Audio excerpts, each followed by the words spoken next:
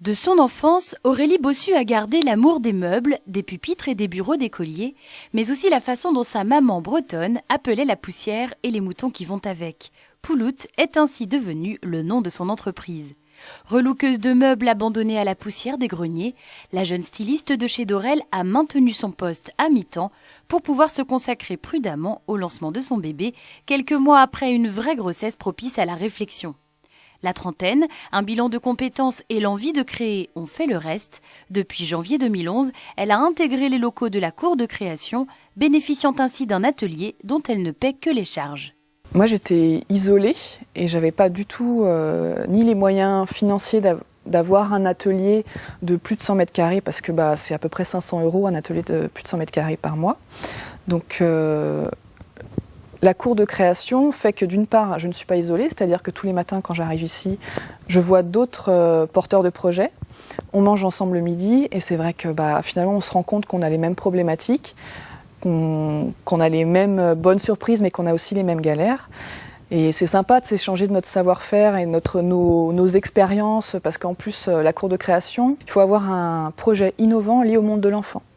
Donc ce qui fait que le fait de tous travailler dans le monde de l'enfant, déjà c'est le même milieu, donc on peut s'échanger soit des commerces, des noms de boutiques, s'échanger des adresses, parce qu'en fait c'est ça qui prend du temps. Et la cour de création m'a fait gagner du temps là-dessus, c'est de créer un réseau. Depuis le mois de janvier, Aurélie Bossu passe de la recherche de pièces dans les vides-greniers, chez Emmaüs ou à l'éco-cyclerie des Mauges, à celle des bons circuits de distribution, sans oublier son cœur de métier, un travail teinté d'authenticité, l'engagement éco-responsable en plus.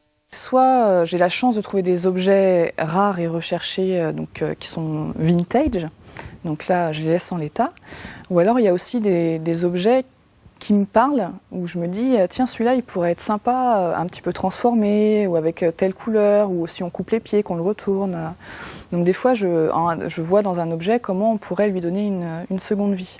Puisque je m'adresse à l'enfant, je ne fais que de la peinture à l'eau ou de la peinture à l'huile. Et je crée mes peintures moi-même, c'est-à-dire que je les additionne avec des pigments naturels. Donc après, je pèse mes pigments avec tant de quantité de peinture blanche.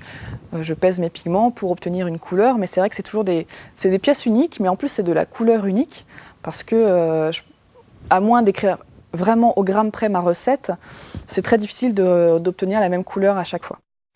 Poncés, parfois coupés, détournés ou simplement valorisés, les objets du passé retrouvent ici une pointe de modernité, tout en assurant la transmission d'un héritage chargé de souvenirs, à découvrir sur www.poulout.fr.